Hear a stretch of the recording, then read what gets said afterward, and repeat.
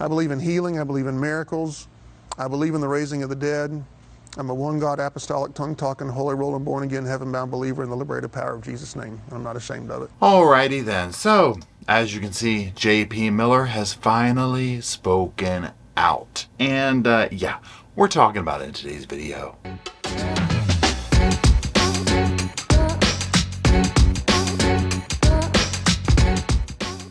Yo, I want to thank Screwjam for sponsoring today's video. So yo, when I'm researching and covering these cases like JP Miller, the Daybells, all this like outlandish crazy stuff, I need a break from it. And one of those breaks recently has been Screwjam. Now what is Screwjam, you might be asking? Well, I'm going to tell you. So it's this puzzle game. It's super challenging. And what you're doing is it's very simple at first. You're removing and matching screws. You progress through levels. It's a very like problem solving, strategic thinking skills type vibe. So in essence, this is what you're doing throughout it. So you're going to remove these screws from the little puzzles. You're going to match them up. It's going to solve puzzles. You can build the city with the screws that you collect. Now here's the thing. It's super easy to learn at first, and that's what I love about it. It's not challenging to you in the way of like, how do I even figure this out? But it does get harder as you go. Now, a huge thing for me with this, y'all, is it's free to download, no Wi-Fi needed. Anywhere, anytime, offline, you're good to go. There's also really fun in-game events. There's road trips where players complete levels, score points, unlock steps. There's all different kinds of rewards and boosters and coins and all the fun stuff that we like to see in these games. It's here in this one. Now, also by activating Gold Pass, it grants access to even more valuable rewards on the road. And it's gotten like 4.7 on the App Store from tons of reviews. So like I said, one of the things that I've really enjoyed about this is the simplicity of it, but also the difficulty of it. It's been a great thing for me to take breaks from the cases or cooking or whatever I'm doing, right? And just get into this game. And again, like the little things that move across the screen and the way the screws, you take it here and you put it here and you crack the glass and you do this and it falls down. It's all very soothing to the brain, to the sofa brain, right? But it's not so simplistic that you get tired of it, okay? Because I found myself being like, I'm going to take a break from this. And then I'm like, well, now hold on. Let me go get in the sofa. I'm going to solve this level. So it's all around fun. It helps with problem solving, cognitive skills, brain teaser, all that cool stuff, right?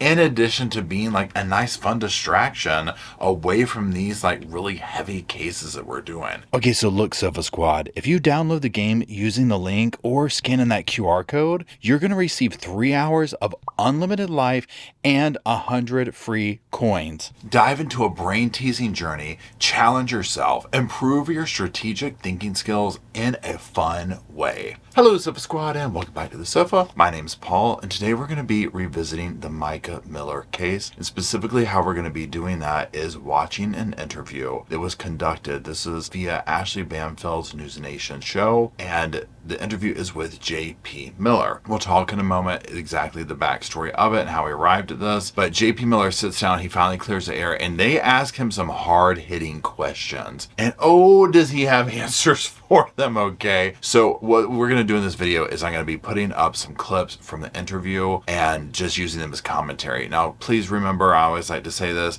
I ain't no doctor, I ain't no lawyer, I ain't no psychiatrist or fancy credentialed stuff like that, okay? I'm just a guy with a sofa and some opinions on true crime. So this is all very public information that I'm commenting on, and they're just my opinions here. So that being said, what we'll do is we'll put them up, we'll talk about it, we'll go from there. So let's go ahead and talk about like a quick little 30-second what this case is about for those who haven't followed it, so we can kind of get you on the same page. So this case at the center of it is about Micah Miller. Micah Miller, on April 27th, she unfortunately passed. She took her own life at the Lumber River State Park in Robinson County, North Carolina. It's actually like a couple of hours from here. Now, Micah was very active in her church. In fact, she was actually married to the pastor, J.P. Miller, John Paul Miller. So the church was Solid Rock Church. This is in Myrtle Beach. That's the nuts and bolts of it. Now let's very quickly just talk about some of the backstory. So what took place is, she allegedly went to this park, took her own life, then like the next sermon or whatever it was, JP Miller announces at the very end of the service, hey, look, just want to let you know, by the way, this is what took place.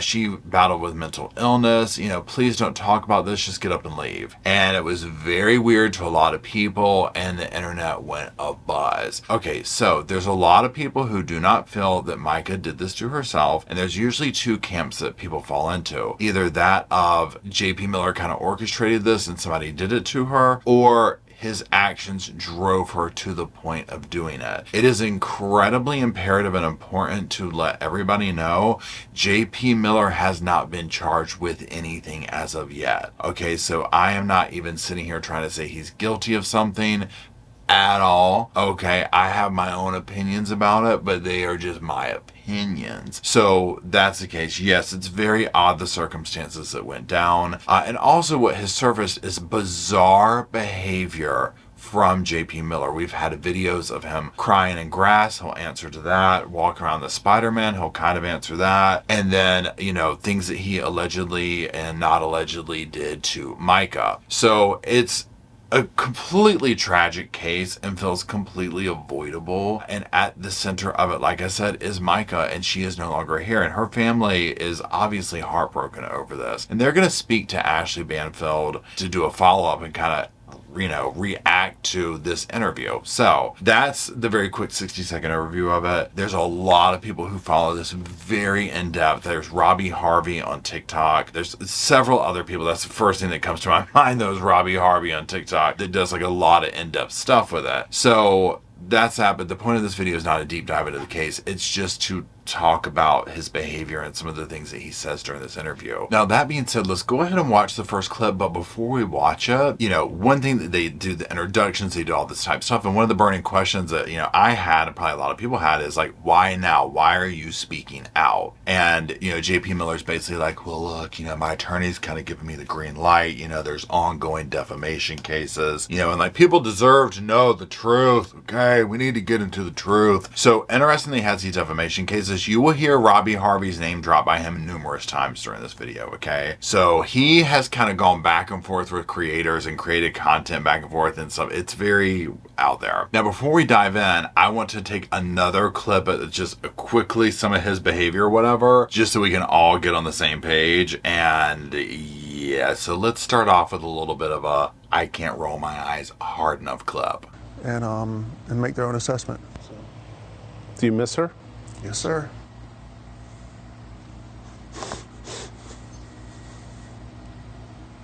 Drinketh from the damn cuppeth. Drinketh from the damn cuppeth on that. One thing that JP is very well known for is obviously being dramatic. Being able to cry on command and just it summon this damn devil, if you ask me. Out of the blue. It's impressive. I'll say that. Lord, if I could do that, I'd be in Hollywood right now. I'd be a movie star. Okay, now let's do this. Let's get into the clips. Let's hear what he has to say about, you know, why now? What are you coming out with all this for now, okay? Now, when asked, you know, did he see this coming? You know, was there a pattern or whatever? He uses this to very quickly pat himself on the back and to bash her family. So let's hear what he has to say. She always remained okay with me. She was on her meds with me. She was healthy and happy. And even if she did get low or stop taking her medicine, I would help her get back on it and things would be fine without me and with her family. She's off meds and she committed. Okay, so this is a very common theme that we see throughout this interview. Is one narrative to take from this is he blames her family. Okay, 100%. Like he blames her family for this. They turn their back on him or her and whatnot. Now again, these are my words, not JP's. Okay, but this is just kind of what I took from it. Now, yeah. Other thing about it is how much he likes to pat himself on the back for this. Now, was I there for their relationship? Absolutely not, right? I wasn't there, so who am I, right? But a guy with a camera here and the sofa behind me, okay? However, if you've dealt with certain personality types in your lifetime before, you'll know that one of the trademarks is them being the martyr for everything. I've done so much for you. I did this. I did that. Bah, bah, bah, bah, bah. And this just feels like that to me. Now, he'll continue going on about all the measures that he took, all the things that he did, and he'll say that he hasn't really even accepted it yet. Now, when asked what was going on about their marriage, like in their marriage during the time, he'll say that they weren't really talking, they hadn't really seen each other, but at one point she does come over. And let's listen to what he has to say. And we hugged and kissed, and she was in and out of psychotic conversations. She would say, you know, one thing about double agents that are following her. That was one of the phrases she would use when she was off her meds, double agents. And the other phrase she would say, she wants to come home so bad, but her family won't let her. She told me she wanted to live in Africa and asked me if I'd live with her. I said, sure, if you take your medicine, you know.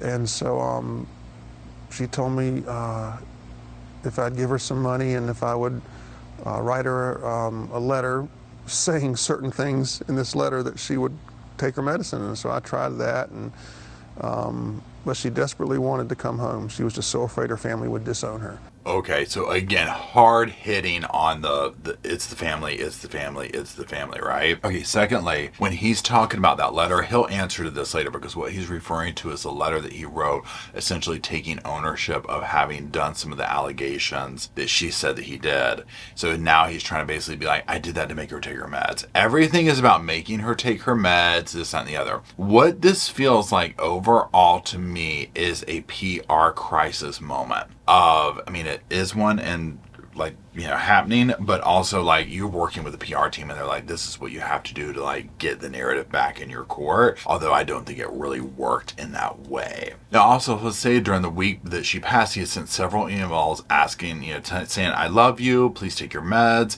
Now, he'll also say that she lost 40 pounds in a month as well. And he'll say that no one was taking care of her, right? That nobody was out there to look out for her, and only him. But remember, when she's not with him, this is what happens. Now, he'll go on to talk about the videos that she was putting online and how off she seemed.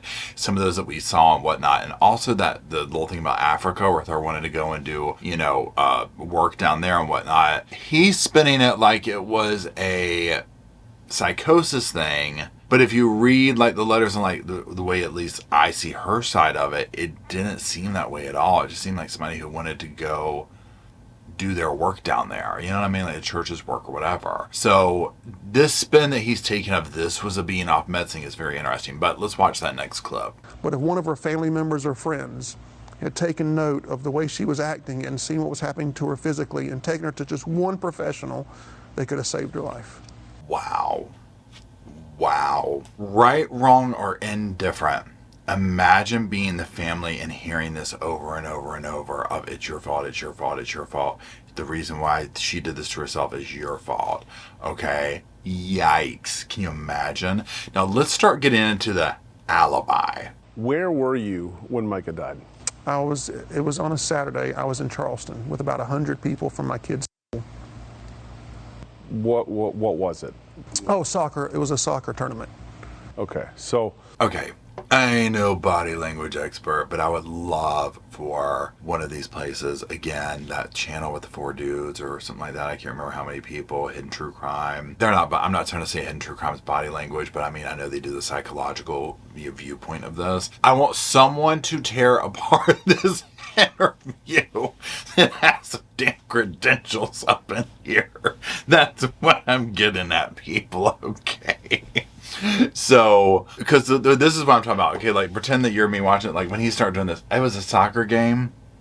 Oh, yep, 100 people there. Immediately goes into, and this could be, here's the thing. He has, pardon me, that's my shoe there. He has this rock solid alibi, right? You know, he's at the thing, he's with this girl. We'll talk about her in a second. So he's got that on lockdown, but he's so nervous acting about it. But I almost argue to say he's always nervous acting, always squirrely acting. I'm just going to refer back to my notes here. And, you know, they'll talk about Micah's last day. He asked JP to explain his whereabouts of that last day. And when he does this, you know, JP's almost like, oh, you want me to go further? Oh, that's right, because there's people that think that I was not there. But, oh, okay, yeah. You know, and you're just like... he kind of laughs it off a little bit. And I get there's two sides to every story, right? And so his side might be, look, I was not there. You know, I personally do not think that he was, I think he was whatever he was doing, right? I still have opinions about other aspects of it, but I mean, the aspect of like, was he physically there or not? I feel like he's proved that. Afterwards, after the soccer game, somebody was with me the entire time, who I can't name due to legal purposes, but I will say it's somebody that I love more than anything else on planet Earth. Man or woman? Young person that I cannot name due to legal purposes, but somebody that I am responsible for and love very, very much. And that person was with me, and we went shopping in Charleston, and we got food in Charleston, and there's all the receipts from that throughout the time. I think we might have gotten gas too. Okay, y'all, help me out here, because this is who I think he's talking about. You know the girl that he was photographed with or whatever that's like this, okay, she's either dating him now or associated or something like that he was at the restaurant with, and this, that, and the other. That's who I think he's talking about. What strikes me as this, and again, y'all correct me if I'm wrong down below, when they're like, man, woman, and he pauses, a young person.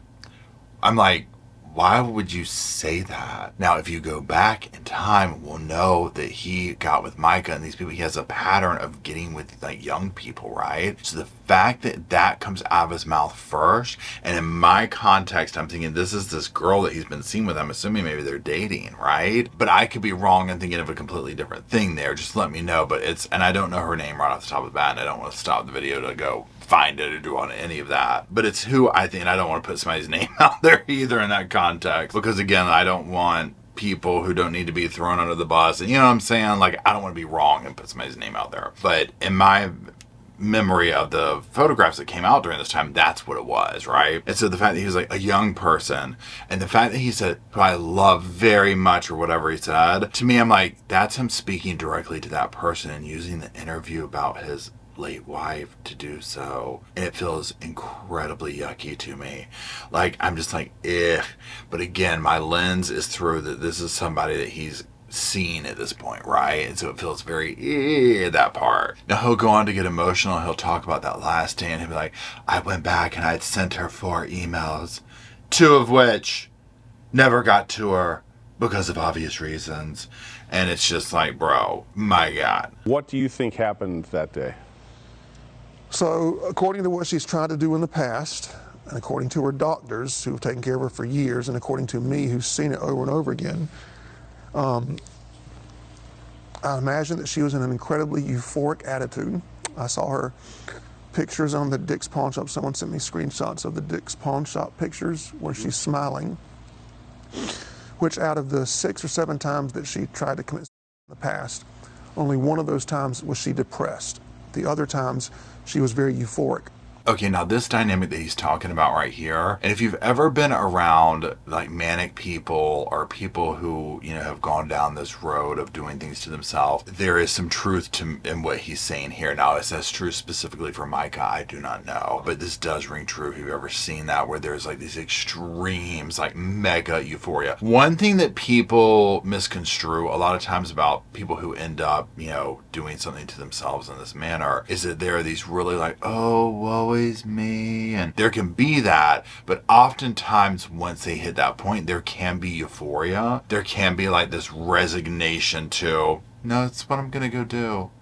I'm headed down, I'm gonna go do this and then stop off and do that. It's very odd and unexpected, right? But it's very hard to sit here and be like, and that's how everybody that does this act. I mean, it's not that way either, obviously. Yeah, but I was just like, okay, yeah, I can see what he's saying here. Now, again, does this ring true specifically for Micah? I don't know. I didn't know her personally. I wasn't there. But one of the things with JP that I find throughout this interview, and you'll see it, I got it, and I pulled clips as we get into it. Number one, if you look at him, he looks very exhausted, like either something just looks physically not right with him in comparison. Like he's been crying constantly and all this type of stuff. Okay, so it's like he slowly becomes untethered throughout the interview as it goes and goes and goes until you'll see the clips we get to where it's like, what is wrong with this dude, right? And so that the reason I bring that up is because it also makes his credibility and things that he says like, is that true? I mean, there's a lot of really wild stuff that's come from this man, so it makes it hard to really believe the narrative that he's spinning. But again, I wasn't there. I don't know.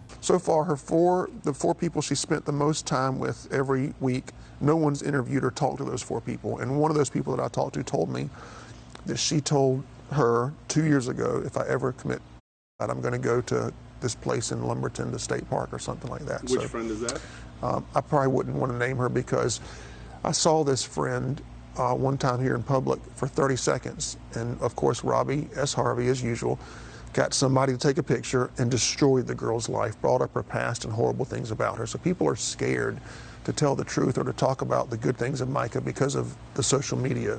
So this mobs. friend... Okay, remember how I said, like, you're going to hear Robbie's name all throughout this? So JP has gone toe-to-toe with Robbie. I don't follow Robbie enough on this, or JP enough on it, to know if, like, JP is specifically suing Robbie for defamation. I would imagine there's probably something like that going on. Whether it would stick or not, I have no idea. Now, one thing that we have seen in many cases, not specifically this one, is the way social media will attach itself to a case and can rip apart innocent bystanders in it that might be associated with it and destroy their lives, right? We've seen this in numerous cases. The case, what was the girl who was at the hotel and was found in the water thing, and everybody blamed this one guy and he took his life and things of this nature, right? Now, again, I'm not trying to say specifically that whoever did this was wrong in this case. Again, I don't know, right? But that's why I try and stay out of stuff like that, where I'm like, I don't want to put somebody's name out there or whatever, that, you know, at the end of the day, I don't know. But him sitting here talking about like how pressed he is with Robbie and just social media in general, because it hasn't done well, but it's like, dude, you give them so much fodder, right? I mean, every time I turn around, there's some next level video of him doing something absolutely next level. Even if you just go listen to the sermons alone, some of the sermons, the stuff that he would say about Micah, I'm like,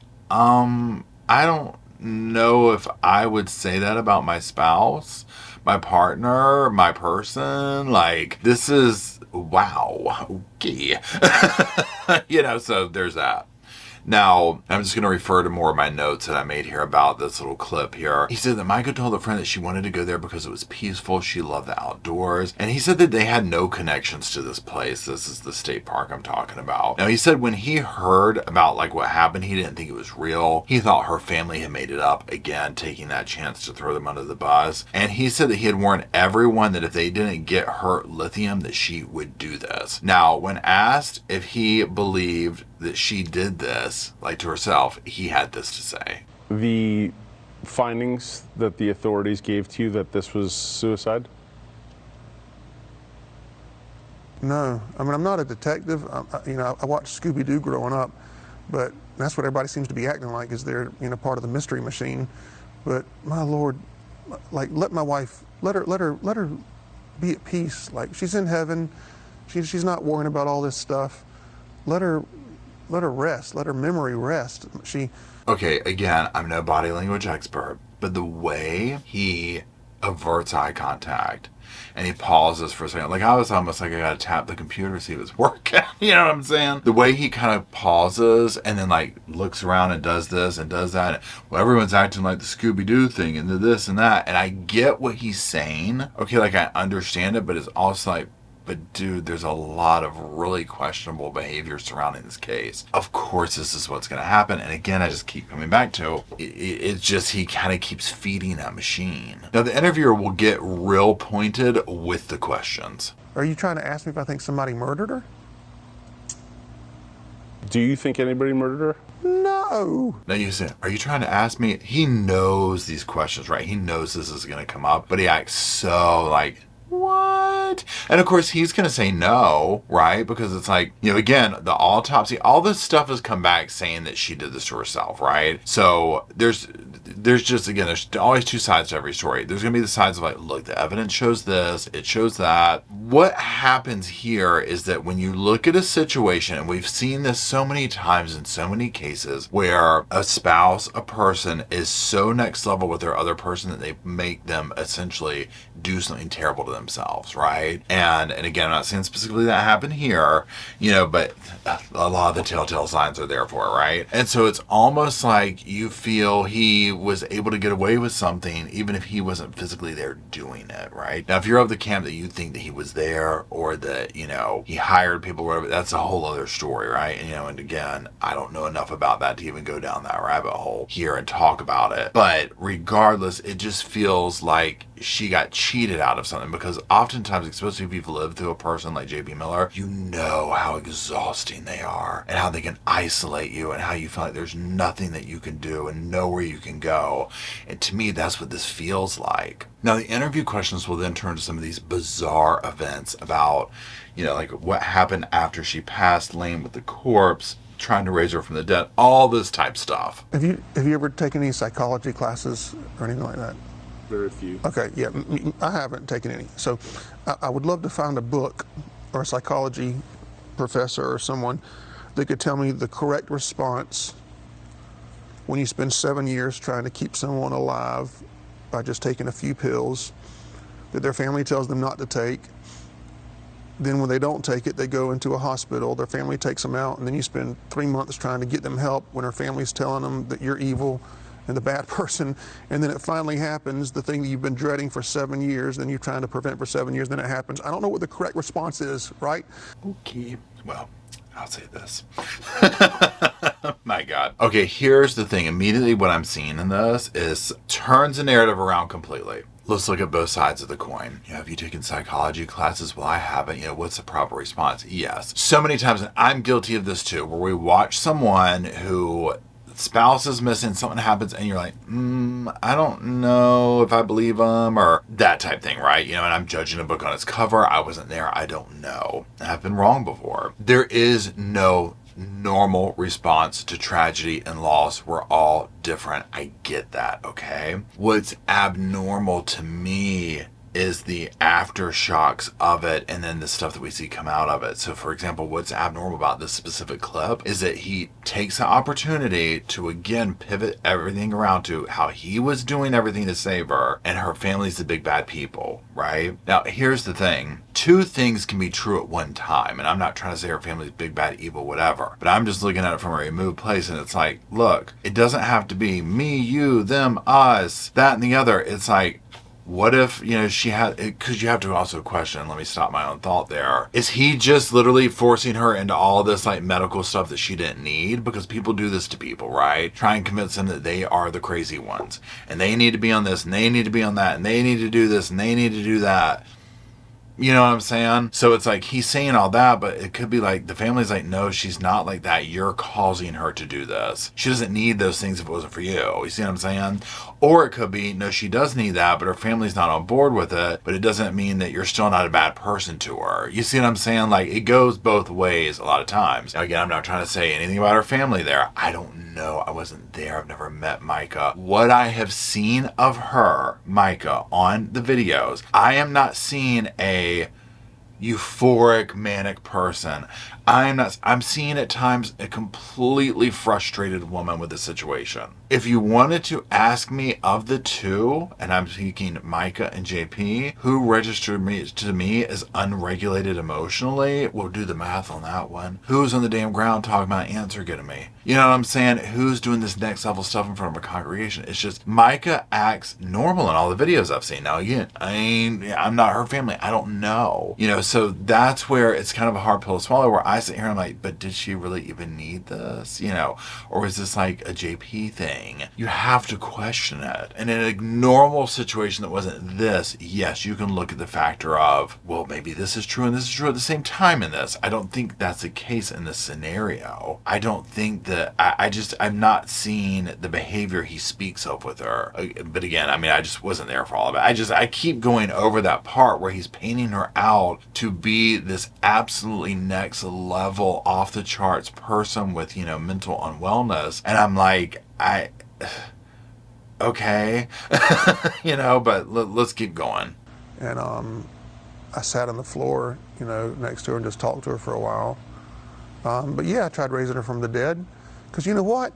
If it had worked, we'd have a whole different story. But God forbid me not try it and always wondered the rest of my life, would it have worked? Right? Jesus did it. Elisha did it. Okay. Another thing that I see with him is showmanship and just a lot of ego, I guess you could say. You know, just the way he's talking here, like, Jesus did it, so I'm going to too. Even if you did that in your private moment, why tell anybody?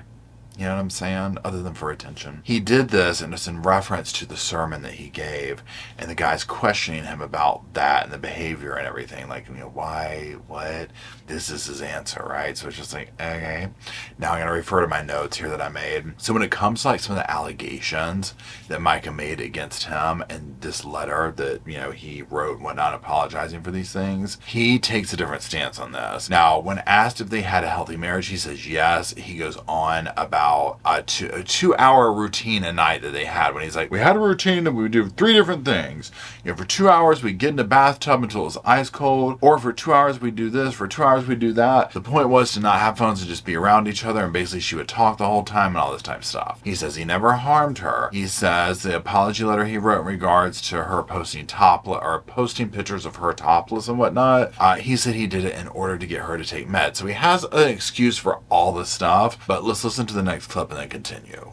You wrote this to Micah, but now you're saying you didn't do those things. No, I did not slash the tire. I did not. I don't think there's a naked picture of her anywhere, ever. Anyway, I think that was just a made-up thing. And I think that her tire just got something ran over, from what I understand. I don't know. I didn't see anything.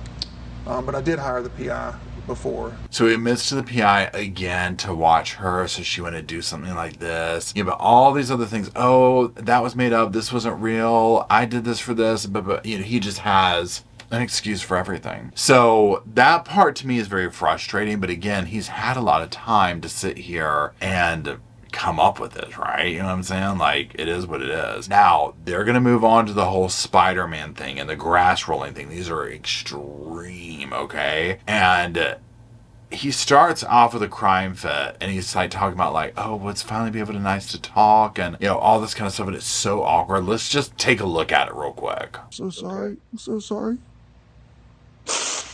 You need a minute? Oh, man.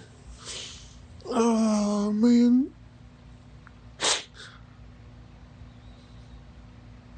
Yo, oh, it's painful. How does he do that? You oftentimes see this with these personality types. When they're painted against a wall, they will use emotional outbursts to manipulate the situation. Am I a psychologist? No.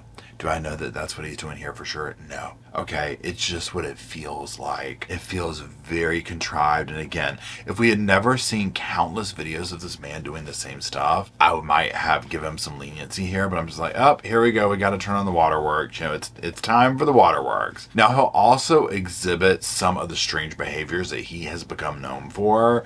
And let's just look at this quick clip. That you would change? Do you feel any part responsible? God, that's a great question. Man, that's such a good question.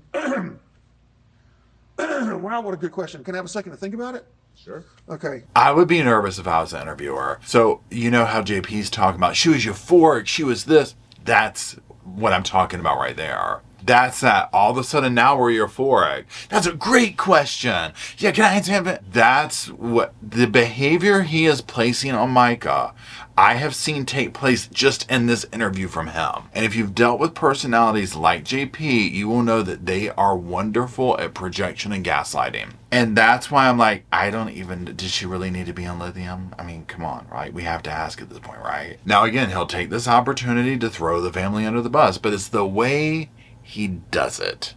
Let's watch. Oh my gosh, that's such a good question. What would I do differently? Oh man.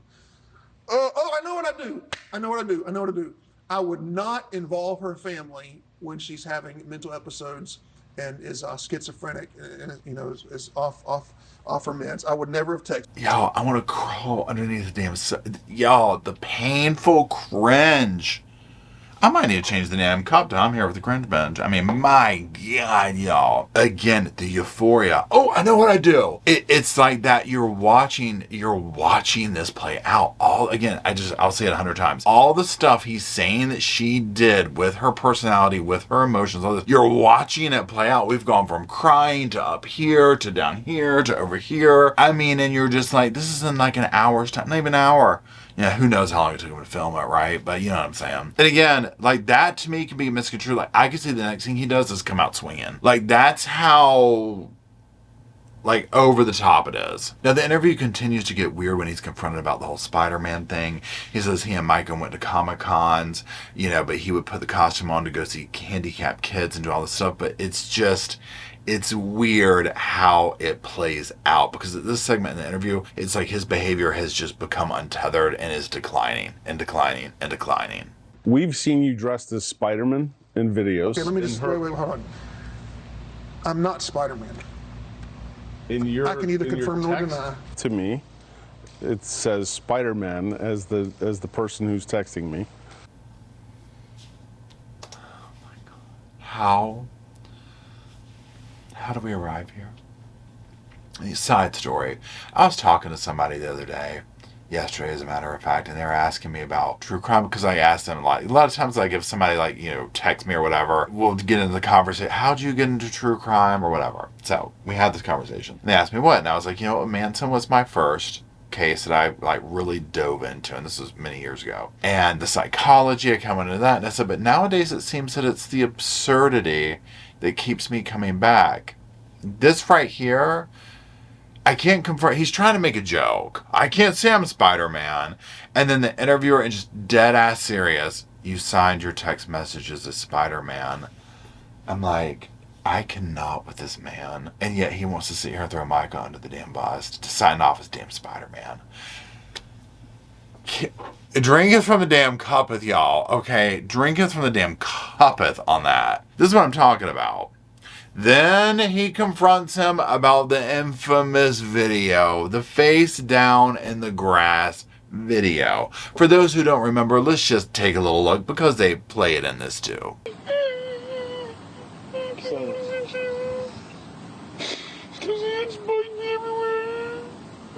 Is your medication something they gave you?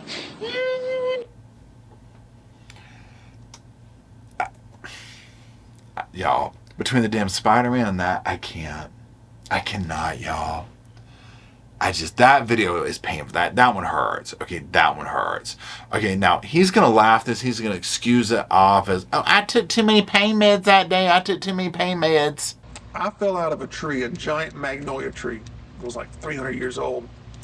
I broke 12 bones. It was 10 to 12 bones. I don't know if you count fingers. Yeah, it does count fingers. Anyway, I have all this metal in my body, and I'd never taken pain meds in my life, and I just had my body cast taken off, and so I took a little bit too much pain meds that day. All righty. Yeah. Okay. All right.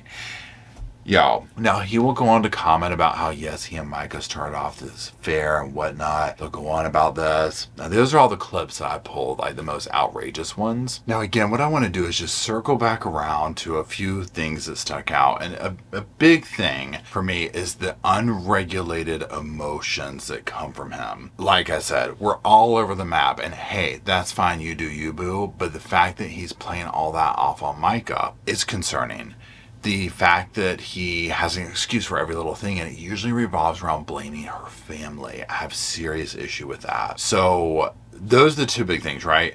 At the end of the day, like I said, there's two sides to every story. I don't know. I wasn't there with them. If you had to put Micah and JP up and ask me who I believe, well, who do you think, right? You know, just like the little clips they show in there, she's completely normal acting in the videos. If anything, just kind of like resigned to, this guy's never gonna let me be, you know, type behavior. I feel like, sure, he probably is going out here against his lawyer's better wishes to try and save face, to try and do whatever, you know, because at the end of the day, he probably looks at it like, I didn't technically do anything wrong. Well, in his way, probably says he did anything wrong, you know, but it's almost like well, you might not have technically broken the law, but like on a decent human being level, you know what I'm saying? Like so far with what we've seen, because obviously he hasn't been charged. It's like, yeah, you can't drive somebody to do something to themselves and then be like, well, I don't know why they did that. That was their fault. You know what I mean? Like that kind of a thing, right? That's the part that's, I feel like is